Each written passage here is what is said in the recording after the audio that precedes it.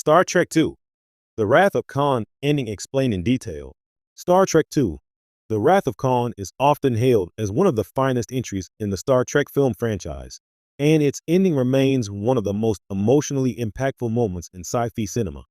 To fully appreciate the conclusion, it's worth breaking down the sequence, understanding the character stakes, and exploring why it resonates so deeply with audiences decades later.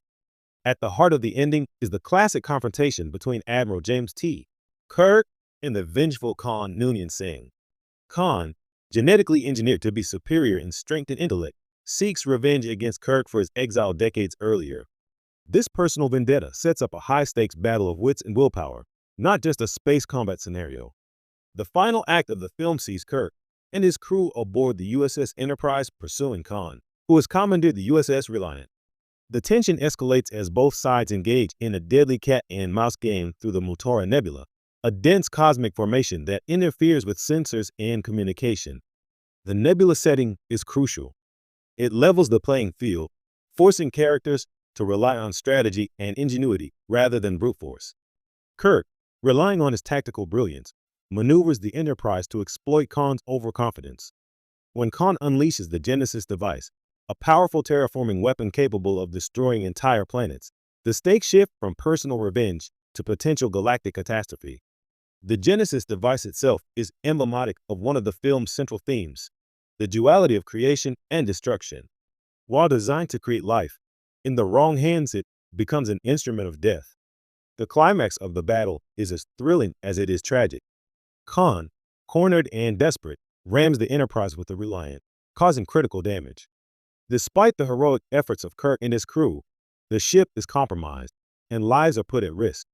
Khan, in a final act of defiance, triggers the Genesis device, demonstrating the unpredictable and destructive power of science when wielded with vengeance. However, it's the personal stakes that make the ending unforgettable. During the chaos, Spock sacrifices himself to save the Enterprise. By entering the irradiated engineering section to repair the warp drive, Spock ensures that the ship can escape the destructive effects of the Genesis device. This moment is iconic for several reasons. First, it underscores Spock's deep commitment to duty and his love for his captain and crew. Second, it demonstrates a poignant exploration of mortality, something often glossed over in sci-fi narratives. Spock's final words to Kirk, "Live long and prosper," carry the weight of friendship, loyalty, and inevitability.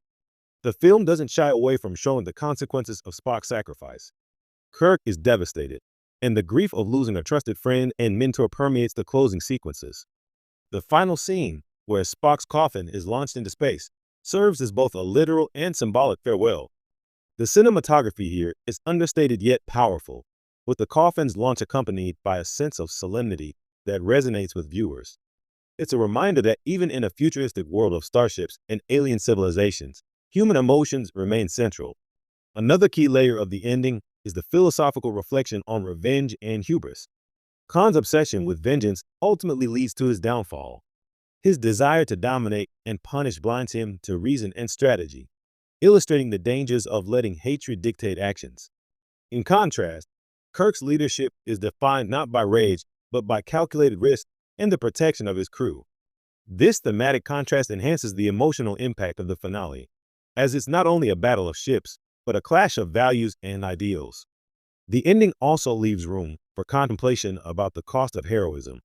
While the Enterprise survives, the personal losses suffered by the crew highlight the fragility of life, even for those who seem invincible. It sets a precedent for later Star Trek films, showing that the universe is not without consequence, and that bravery often comes at a profound price. In summary, the ending of Star Trek II, The Wrath of Khan, is a masterclass in combining action, emotion, and thematic depth.